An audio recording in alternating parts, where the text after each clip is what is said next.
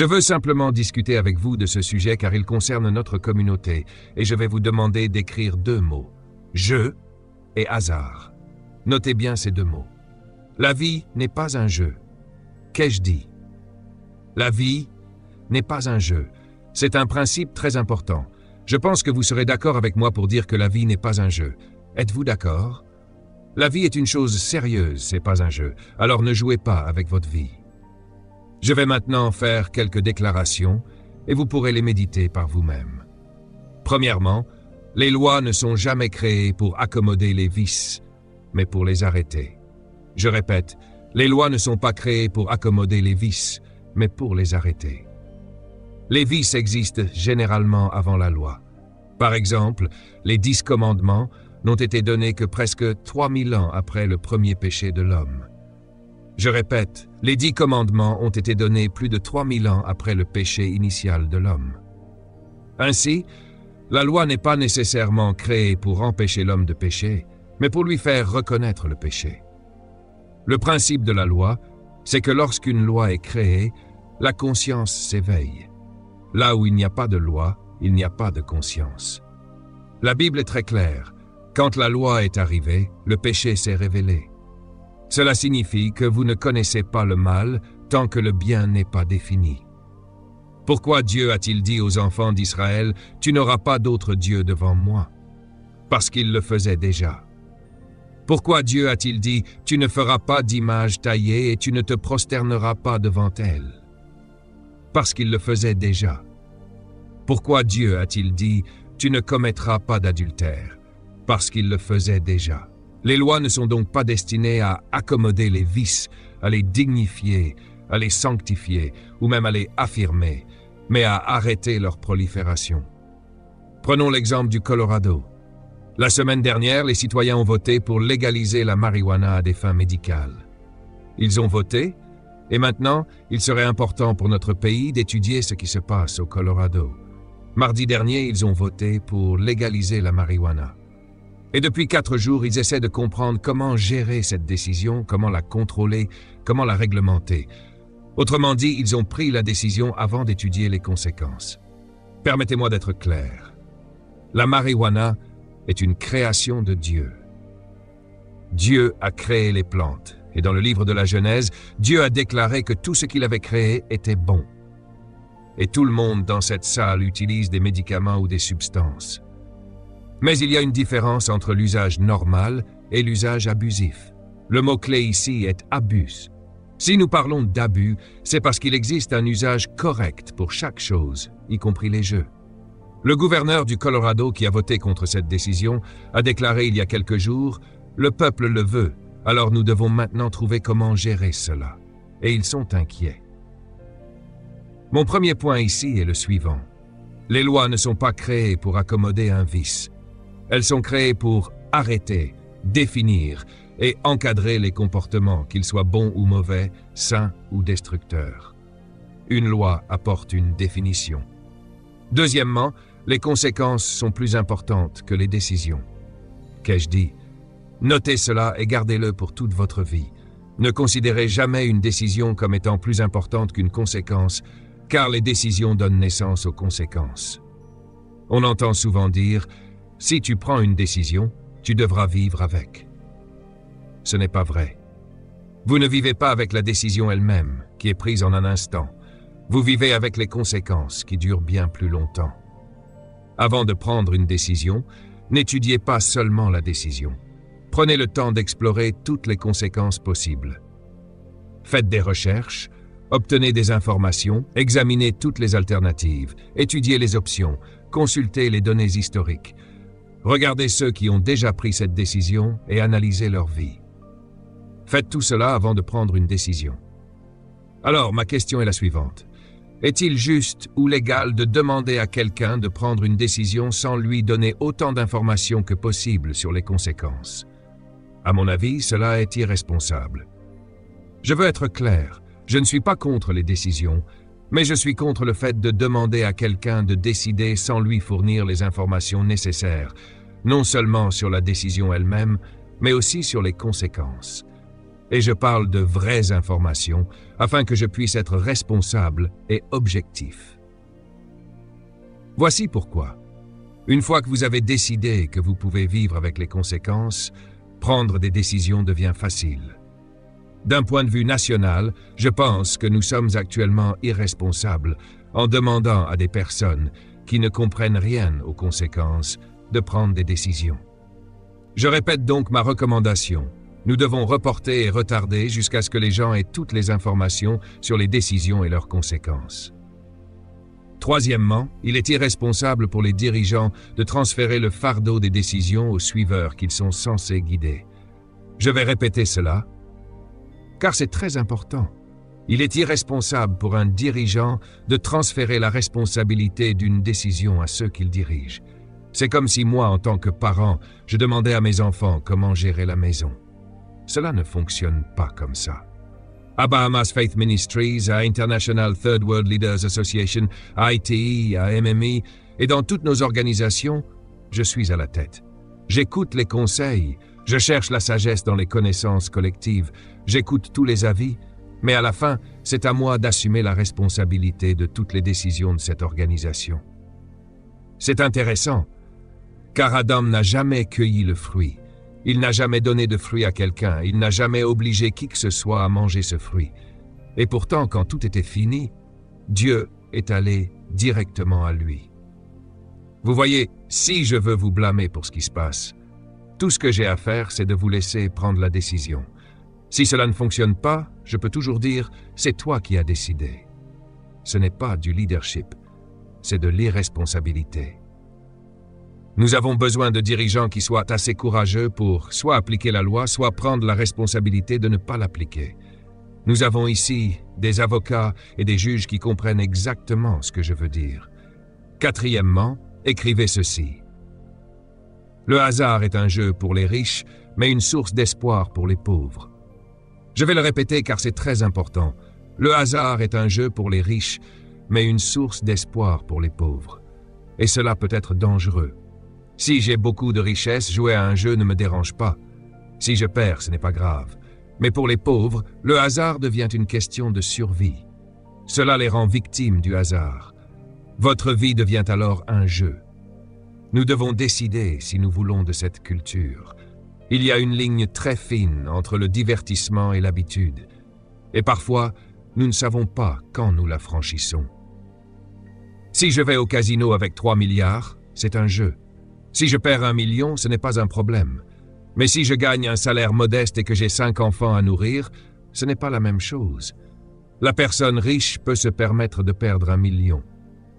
Mais pour celui qui n'a que 200 $, ces pertes signifient des enfants non nourris, un loyer impayé et une voiture sans essence. La différence est claire. Pour l'un, c'est un divertissement. Pour l'autre, c'est une tragédie.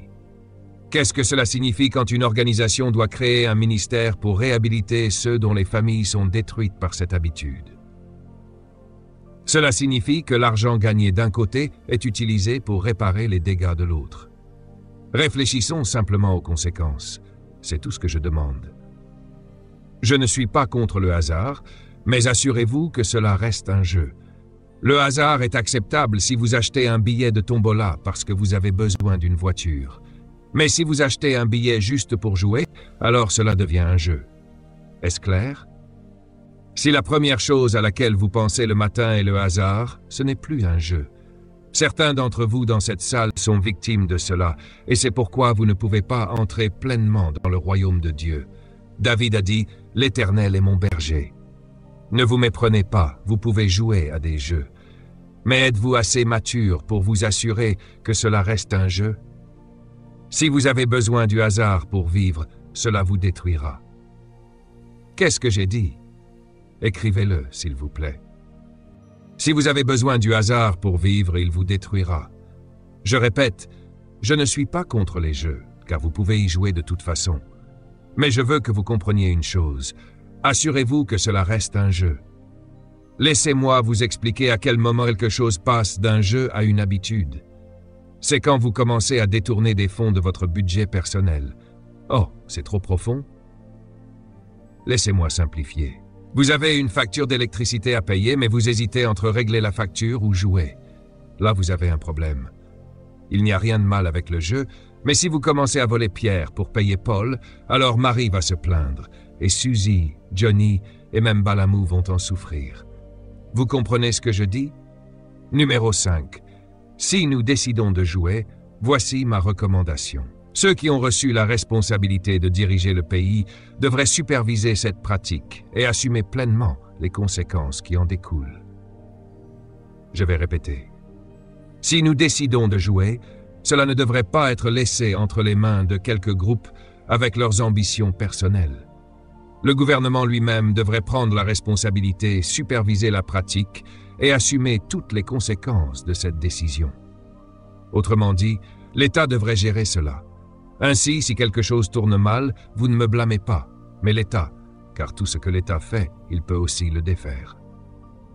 Numéro 6. Celui-ci est pour moi le plus sérieux. Le péché et la transgression personnelle ne sont pas des péchés et transgressions nationaux. Veuillez noter ceci. Le Créateur, en étudiant l'histoire, a une façon remarquable et cohérente d'interagir avec l'humanité. Il juge les humains selon le niveau de leur vice. Si vous péchez personnellement, il vous jugera personnellement. Alors gardez cela personnel, et nous sommes tous en sécurité. Autrement dit, si vous restez dans votre placard, il y aura un jugement dans le placard et nous serons toujours en sécurité. Tant que vous restez dans ce placard, ce que vous faites reste entre vous et Dieu. Est-ce clair? C'est ainsi que Dieu juge. Il vous juge en fonction de vos vices. Mais voici le problème. Lorsque vous prenez votre péché personnel et que vous le promeuvez pour qu'il devienne un péché communautaire, c'est-à-dire qu'il devienne acceptable dans la communauté, alors Dieu doit juger la communauté. Et si vous prenez un vice communautaire, quelque chose que tout le monde fait dans la communauté, et que vous décidez d'en faire une activité constitutionnellement acceptable, autrement dit, légale au niveau national, alors Dieu ne juge plus le placard ni la communauté, mais il doit juger la nation. Et vous vivez dans cette nation. Vous avez donc une décision à prendre. Peu importe ce que les gens font en privé, vous devez décider si vous voulez que cela soit institutionnalisé à l'échelle nationale, car cela entraînera un jugement national. De nombreux pays comme l'Afrique du Sud ont adopté des lois pour sortir l'homosexualité du placard et en faire une loi nationale. L'Amérique avance lentement dans cette direction, transformant le placard en un pays. Les Bahamas, c'est là où je vis. J'ai une maison ici, mes enfants y vivent, ils y sont nés, et mes arrière-petits-enfants et leurs descendants vivront ici, si Dieu le veut. Alors je dois décider quel type de jugement je veux pour mon pays. Écoutez, ne vous méprenez pas. Je suis une personne sympa. Si vous voulez adopter un comportement que je ne partage pas, je n'ai aucun problème avec ça. Vous savez, gardez cela simplement dans votre placard. C'est tout. N'essayez pas de mettre des panneaux partout sur l'île pour me convaincre d'accepter votre activité privée comme une activité publique et légale à l'échelle nationale. C'est comme ça. Tous les dealers de drogue dans votre quartier, vous les connaissez. Mais dites-leur de garder ça chez eux. Nous devons décider quel type de jugement nous voulons. C'est tout. Ce n'est pas compliqué. Péché privé, jugement privé. Péché communautaire, jugement communautaire. Péché de l'État, jugement de l'État. Péché national, jugement national. Vous décidez jusqu'où vous voulez aller. Vous savez, la pratique de l'homosexualité, par exemple, existait déjà à Sodome et Gomorrhe. Donc je veux que tous ceux qui pratiquent l'homosexualité comprennent que vous ne faites rien de nouveau. Vous êtes ennuyeux. Ne marchez pas comme si vous défendiez une cause nouvelle, car cela date aussi loin que Sodome. Pas de trophée pour vous. Vous êtes anciens. Mais si vous lisez le texte attentivement, il est écrit que cela est devenu acceptable dans le pays, au point où quiconque entrait dans le pays était attaqué. Dieu dit, « Je ne peux plus juger les individus. » Vous vous demandez pourquoi certains pays font maintenant partie de l'histoire. Vous devez les chercher dans la poussière. Savez-vous pourquoi Rome? Quand je suis allé visiter Rome, j'ai dû marcher sur des pierres brisées. Le plus grand empire de l'histoire n'est rien d'autre que des pierres brisées. Aucun ennemi n'a jamais vaincu Rome. Rome a été vaincue par l'immoralité. c'est exact. La Bible dit « Les nations imaginent des choses vaines, et celui qui siège dans les cieux rit ». En d'autres termes, Dieu vous observe. Le 3 décembre, Dieu vous observe. Dieu dit « Laissez-moi juste regarder ça. Laissez-moi voir si vous pensez être malin. » Et le 10, je vais rire de vous, car vos petits-enfants seront pris dans ces habitudes. Numéro 7. Les principes sont plus importants que la prospérité. Qu'est-ce que j'ai dit? Nous parlons d'argent, de la façon dont vous pouvez profiter de quelque chose, de la façon dont vous pouvez en tirer des gains. Écoutez, demandez à un dealer de drogue, ça marche. Bien sûr, ça marche. Vous pouvez obtenir de l'argent de tout. Demandez à une prostituée. La prospérité peut venir de millions de types d'activités. Alors, ne venez pas me parler de combien vous gagnez si vous vendez de la drogue aux enfants à l'école et les détruisez. Ce n'est pas l'argent, c'est le principe. Si vous utilisez des moyens destructeurs pour payer vos factures ou générer des revenus, vous participez à la destruction de vos frères. Ne soyez pas influencés par 40 millions supplémentaires. C'est une insulte pour moi. Il y a suffisamment d'intelligence dans cette salle pour développer des projets capables de rapporter 400 millions de dollars par mois. Nous n'avons pas besoin de succomber aux vices des autres et de sacrifier les principes de décence, d'éthique, de travail acharné et de labeur honnête pour 40 millions de dollars. Vous devez décider. Certains d'entre vous ici doivent réfléchir à cela. Je ne peux pas vous empêcher de faire quelque chose personnellement, mais je vous en prie, ne me l'imposez pas publiquement. Numéro 8. Toutes les lois produisent une culture. Qu'est-ce que j'ai dit? Notez bien ceci. Chaque loi créée dans chaque pays finira par produire une culture. La culture découle des lois. C'est pourquoi lorsque Dieu était sur le point de créer la nation d'Israël, la première chose qu'il leur a donnée n'était pas le pouvoir, pas l'argent, pas même une économie. Il leur a donné une loi, parce qu'il savait qu'ils venaient d'une histoire d'esclavage et d'oppression où ils avaient été ajustés à certaines normes culturelles. D'ailleurs, puis-je dire, beaucoup d'entre vous se souviennent peut-être de mes enseignements sur la loi, mais le mot « loi » en hébreu est l'un des mots traduits par norma, N-O-M-A-S. Cela signifie littéralement « normal ». La loi est ce qui accepte quelque chose comme étant normal. Elle devient ce que nous appelons la norme. Voilà d'où vient le mot. Ainsi, à Amsterdam, mes amis d'Amsterdam vous diront que la prostitution est désormais une norme. Vous devez décider si vous voulez que cela devienne normal dans votre pays. Ils ont passé une loi pour décriminaliser la prostitution. Une nuit, nous avons conduit dans le quartier rouge d'Amsterdam et vers 1h du matin, tout s'est animé. Ce qui m'a stupéfait, c'est qu'il y avait tant de jeunes. Des femmes nues dans les vitrines, montrant leur corps et se vendant. Et vous passez simplement devant et choisissez celle que vous voulez. Tout est légal. Et il y a des enfants. Comment régulez-vous cela avec des enfants? Ils ont également légalisé la marijuana à Amsterdam, donc il y a des boutiques où vous pouvez en acheter, ce qui est la direction que prend le Colorado. L'homme à qui je parlais à Amsterdam dirige un centre de réhabilitation pour des centaines d'enfants. Il m'a dit que le plus grand problème qu'il rencontre est que la plupart des enfants qui viennent chercher de l'aide ont 13 ou 14 ans. Et ils sont déjà accros. Ils n'ont aucun avenir. Ils ne vont pas à l'école. Ils fument juste de la drogue. Est-ce que vous voulez pour l'avenir de votre pays? Vous savez, nous devons faire des études. Étudier ces endroits. Comment se fait-il que personne ne nous montre une étude sur Amsterdam concernant les conséquences de la légalisation de la loterie sur leur population? Ne vous contentez pas de parler de l'argent que vous gagnez. Parlez de la façon dont vous le dépensez pour la réhabilitation. Vous êtes une personne intelligente. Vous avez un cerveau avec 500 milliards de cellules. Vous êtes intelligent. Ne prenez pas simplement des décisions. Étudiez les conséquences. Vous savez pourquoi je n'ai jamais eu de relation sexuelle avant le mariage? Voici pourquoi. J'ai étudié les conséquences. J'ai vu mes amis devoir abandonner l'école. J'ai vu mes rêves partir en fumée si j'avais un enfant avec une femme. J'ai vu les complications de cette femme m'appelant pour le reste de ma vie. Oh non, j'ai étudié tout ça. Et quand cette fille a ouvert ses jambes, j'ai couru. Je me suis dit, tu sais quoi? Je m'en vais d'ici.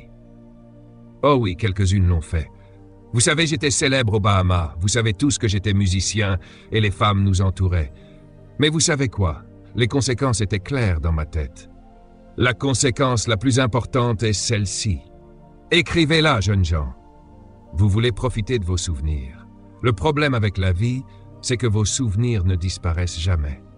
Alors décidez chaque jour, est-ce que je veux me souvenir de ça?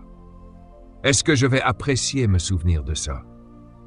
Cela s'appelle les conséquences. Quand vous vivez correctement, vous appréciez vos souvenirs. Oui, et certains d'entre vous n'applaudissent pas. Je comprends vraiment. J'apprécie cela. C'est pourquoi Dieu m'a donné à vous comme un père pour vous le dire. À partir de maintenant, faites les choses bien. Applaudissez. Amen. Alors vous devez vous rappeler que toutes les lois produisent une culture. Vous n'allez pas dans une cabine pour cocher une case. Vous y allez pour créer la culture future d'un pays. Souvenez-vous-en. Est-ce que je veux cela comme culture? Une enseignante m'a apporté un livre, un manuel scolaire d'une école il y a quelque temps. Cette enseignante est dans cette église. Elle m'a apporté ce livre qu'une autre enseignante d'un autre pays avait acheté et apporté aux Bahamas. Ce livre était destiné aux enfants de 5 à 11 ans. C'était un manuel de sciences sociales ou quelque chose du genre. Je l'ai vu de mes propres yeux. Il montrait des chapitres avec des dessins de 2 hommes s'embrassant dans le livre et de 2 femmes se mariant en robe de mariage. Maintenant, écoutez, je n'ai aucun problème avec ça. Mais quand vous commencez à l'enseigner à un enfant de 5 ans, c'est de l'abus sur enfant. Vous imposez à cet enfant votre mode de vie avant qu'il n'ait la capacité de déterminer ce qui est bien ou mal, de le comparer à d'autres conséquences. Et en plus, vous ne montrez aucune conséquence à l'enfant. Vous devriez toujours ajouter en bas de toute déclaration relative à ce genre de comportement. Par ailleurs, vous ne pouvez pas vous reproduire. Nous faisons cela tout le temps, n'est-ce pas? Numéro 10. Numéro 9, vérifiez si vous écoutez. Numéro 9, c'est très important. Votez avec votre conscience. Toujours votez dans la vie avec votre conscience, pas avec un groupe. Parce que vous ne dormez pas avec un groupe, vous dormez avec votre conscience. Elle ne vous quitte jamais. Maintenant, laissez-moi définir la conscience pour ceux d'entre vous qui sont dans le royaume du Saint-Esprit. Puis-je le répéter? Vous commencez à devenir profond avec moi. Qu'est-ce que votre conscience? Le Saint-Esprit. Le Saint-Esprit n'est pas stupide. Si vous ignorez votre conscience, vous vivez dans la culpabilité. La culpabilité est un lourd fardeau. Elle cause le cancer. À propos de votre conscience, je vais vous donner le dernier point. Ne bougez pas tant que vous ne connaissez pas les effets. Que dis-je? Oui, il faut connaître les effets. Il y a une bonne chose que je peux dire sur le département de la santé des États-Unis. Le département fédéral de la santé. Je les aime, au moins sur ce point. Avez-vous déjà vu à la télévision des publicités pour un produit où ils disent que ce produit soulagera votre douleur, résoudra votre hypertension, vous rendra sexuellement puissant, résoudra vos migraines? Ce produit résoudra tous vos problèmes. Cependant, maintenant, vous voyez, c'est ce que j'aime chez eux. Ils disent maintenant que votre douleur va disparaître, mais vous pourriez commettre un suicide. Laissez-moi descendre ici. Parlez de cela un instant. C'est ce que j'aime chez ces gens. Ils disent maintenant que vous pourriez avoir des pensées de sauter d'un bâtiment, vous irez aux toilettes 20 fois, votre ventre va grossir, vos yeux vont tomber dans 2 mois, vos dents deviendront faibles, votre langue deviendra bleue, et vous penserez que votre femme est votre ennemi. Maintenant, prenez la pilule. Ce sont des gens honnêtes. Pourquoi nos gouvernements ne sont-ils pas comme ça? Dites-nous tout. Dites-nous d'abord les effets, afin que lorsque nous achetons la pilule, nous soyons responsables. C'est notre problème. Ne me vendez pas juste la pilule en me disant comment elle va m'aider, incluez comment elle va me tuer. Vous vous souvenez des cigarettes, de tout ce fiasco avec les cigarettes, n'est-ce pas? Le tabac, oui. Tout le monde profitait du tabac, parce que personne ne leur disait ce que ça leur faisait. Et puis, un jour, le département de la santé réalise que les taxes nécessaires pour traiter le cancer du poumon tuent toute la communauté, et ils ont essayé de trouver ce qui causait tout ce cancer du poumon. Ils ont retracé ça à la nicotine et à tous ces produits chimiques dans la fumée des cigarettes, détruisant les alvéoles dans les poumons. ce qui provoquait ce qu'on appelle le poumon noir qui se développait en cancer. Et ils ont dit, attendez une minute, cette industrie n'est plus un plaisir, c'est une malédiction. Vous savez, fumer, c'est un plaisir. Fumer, c'est un plaisir, c'est comme ça qu'on en faisait la publicité. Puis ça est devenu une malédiction. Et donc ils ont écrit sur chaque boîte, ce produit cause le cancer. Maintenant, certains d'entre vous se souviennent peut-être de l'apparition de l'aspartame, vous savez, le sucralose. Je me souviens qu'un jour, j'étais dans un restaurant et j'ai eu l'occasion de lire le dos de la boîte. Personne ne me l'avait dit, je l'ai lu, et il disait que ce produit est dangereux pour votre santé et a été prouvé pour causer le cancer chez les rats. Attendez une minute, moi et les rats avons la même physiologie. Au moins, ils ont été honnêtes. Je veux que vous vous souveniez, pendant que vous traversez la ville, que vous lisez les panneaux et regardez les publicités à la télévision. Rappelez-vous que près de chaque panneau qu'il y a un panneau vide. Vous devez le lire. Il n'est pas là, mais il est là, et énumère les choses qui ont été prouvées par d'autres pays comme ayant un effet, car sans ce panneau, nous sommes irresponsables. Il est irresponsable pour vous de voter oui si vous ne connaissez pas les effets. C'est irresponsable. C'est comme donner du tétanospasme à votre bébé, car c'est tout ce que vous avez. Je repose mon cas. Je ne suis pas contre les jeux vidéo. Caméra, s'il vous plaît.